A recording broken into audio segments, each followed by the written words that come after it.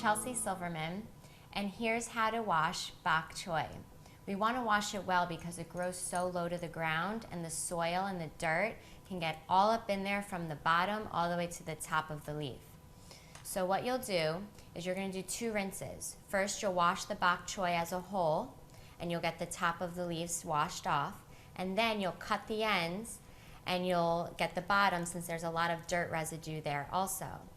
Once you do all of that, either over a glass bowl or a sink, you can tear up each piece, each leaf of bok choy, and make sure that every little nook and cranny is nice and clean.